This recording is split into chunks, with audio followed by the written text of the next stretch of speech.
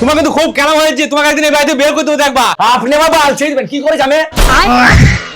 ওই জামাই তুমি আমাকে এরকম বললে? তো আপনি আমাকে কিরকম বললেন সেটা দেখেন। আমি আপনার কি করেছি হ্যাঁ, যে আমাকে আপনি এরকম বললেন? কেন হে তোমাকে বললাম যে আসার সময় ধানের বস্তাটা নিয়ে আসছি, তুমি বলা নিয়ে আসো নে, দোকানওয়ালা আমার ফোন করে কীর্তন শোনাইছে। তা আমি কেন আনবো আপনার ধানের বস্তা?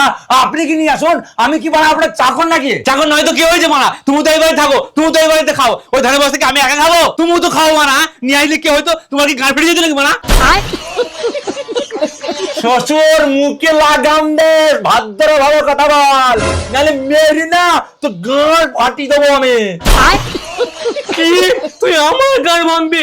তুই আমার গান ভাঙবি? তুই আমার বাড়িতে থাকিস, আমার খাস, আমার জামাই হোস, আমি তোর শ্বশুর হই, তুই শ্বশুরের গান ভাঙবে? তোর লজ্জা করলো না মারা? তুই একটা কথা ভালো করে শুনলে জামাই, তোর শ্বশুরের গান ফাটানো অত সোজা নয় যে যে কেউ আসবে এই যে গান ফাটিয়ে দিয়ে চলে যাবে। কেন আপনি কি গান লুহাদি তৈরি করেছেন নাকি?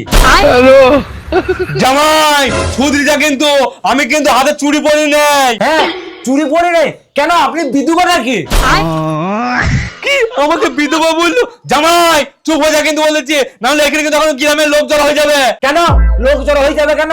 আপনি কি কেন বাদর খেলা দেখাবেন?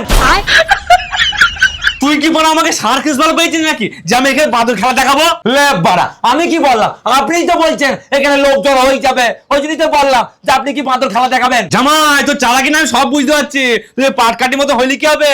তুই একটা পাক্কা খচ্চর। কি আমি খচ্চর?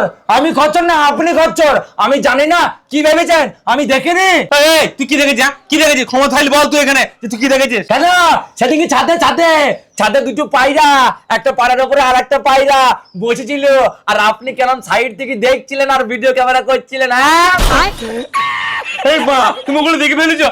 জামাই জামাই জামাই এই বলছি, ওইসব কথা না কাউকে বলবা না, হ্যাঁ ওইসব না আমার দেখতে একটু ভালো লাগে বুঝলি, ওই জন্য রেকর্ডিং করে রেখে দিয়েছে যাতে পরে একটু দেখতে পাই। হ্যাঁ তা তো লাগবে, ওই পায়রাই অসভ্য করছে, ওইটা আপনি রেকর্ডিং করেছেন যে পরে দেখবেন।